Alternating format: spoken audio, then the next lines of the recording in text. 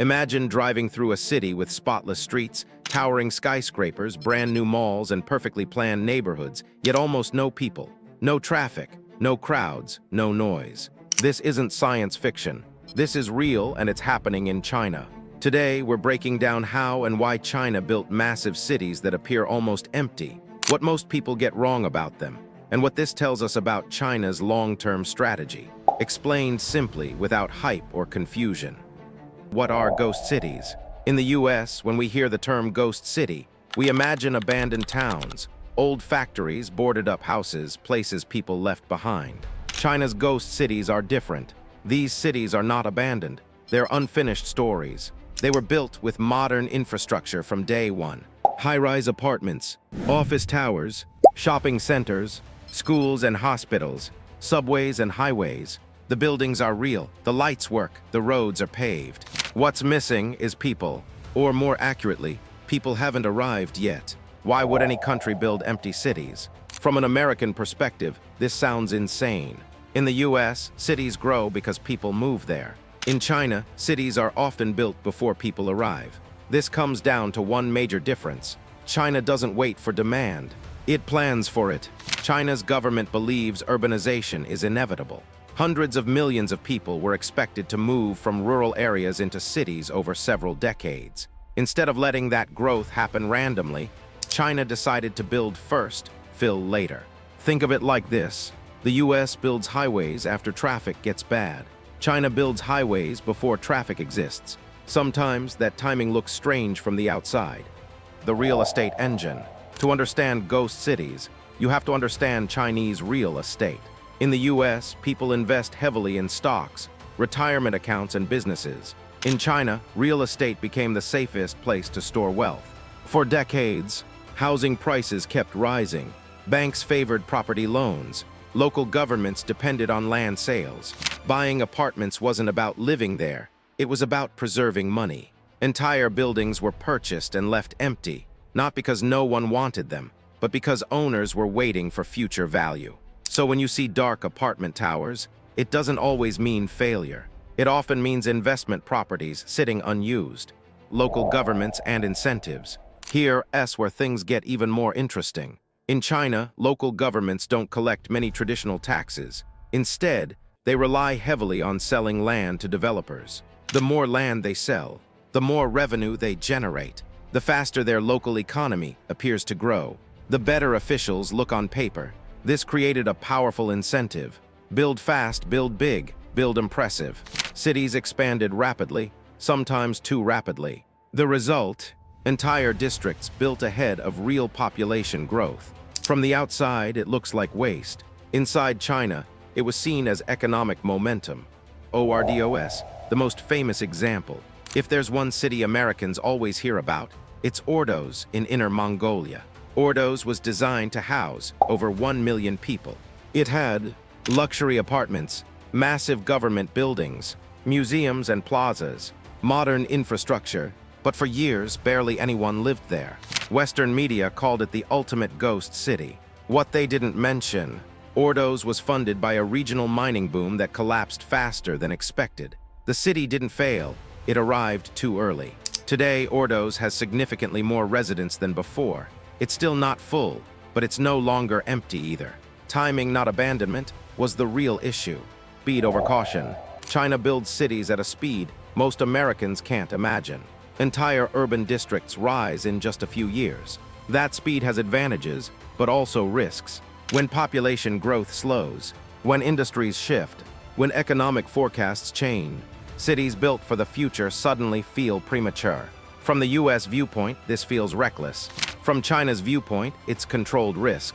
China accepts inefficiency today in exchange for readiness tomorrow. Why this confuses the West. American cities grow organically. Chinese cities grow strategically. So when US audiences see empty malls and silent streets, the assumption is simple. This failed. But in many cases, China never expected these cities to fill overnight. They were built on 20 to 40-year timelines. The real question is, why are these cities empty? Will they fill up before the system breaks? And that's where the story gets more complicated. Pause, natural transition point. Because not all ghost cities are the same. Some are slowly filling with families, workers, and students. Others are struggling under debt, falling prices, and stalled construction. The cities that are actually filling up. Here's the part most headlines never update. Some of China's so-called ghost cities are no longer ghosts. Districts like Zhengdong New Area, Lingang near Shanghai, and parts of Chang'an started off nearly empty, and years later, they're busy, crowded, and expensive. What changed? Jobs arrived. Universities opened. High-speed rail connected them to major economic hubs. In China, population doesn't always lead development. Development is used to pull population in. That approach feels backward to Americans, but in several cases, it's working exactly as planned, just slower than expected. The cities that didn't make IT. But not every city survived the waiting game. Some developments were built without real economic purpose. No major industries, no strong transportation links, no reason for people to move there. These places depended entirely on rising property prices. When prices stopped climbing, everything stalled. Construction froze. Developers ran out of cash. Local governments lost revenue.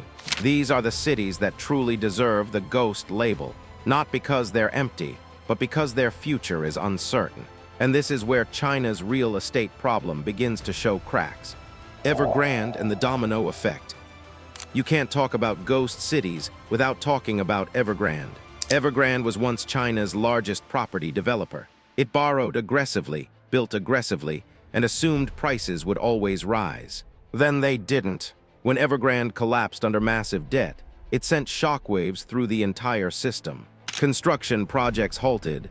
Homebuyers waited years for unfinished apartments. Confidence in real estate dropped. Suddenly, empty cities weren't just a curiosity. They became a financial risk. China realized that building endlessly without demand had limits. Why people still buy empty apartments? This part surprises Americans the most. Why would someone buy a home they don't live in? In China, real estate was safer than stocks. Rental markets were weak. Homeownership was tied to status and security. Owning property wasn't about lifestyle, it was about stability. So families bought apartments for children not yet born. Investors bought units they never planned to rent. Cities filled with buildings, but not daily life. That's not irrational behavior. It's a response to limited investment options. Why China just demolished them. From a US perspective, the solution seems obvious. Tear them down. China doesn't see it that way. These cities represent massive sunk costs, long-term infrastructure investments, strategic land use. Demolishing them would mean admitting failure and wasting trillions in value. Instead, China repurposes. Empty malls become government offices. Residential units convert to affordable housing. Districts get new industries assigned to them.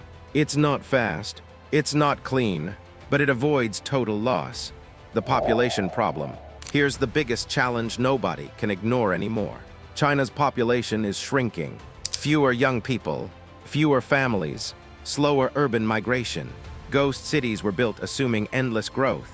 That assumption no longer holds. Now China faces a hard truth. Not every city can be filled.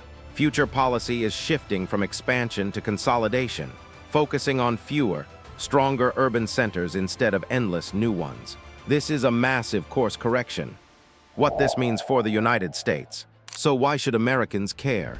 Because China's real estate sector drives global commodity demand, manufacturing supply chains, financial market stability. When China slows construction, it affects steel prices, energy demand, global shipping, and when confidence drops in the world's second-largest economy, markets everywhere feel it. Ghost cities aren't just a strange visual, they're a signal.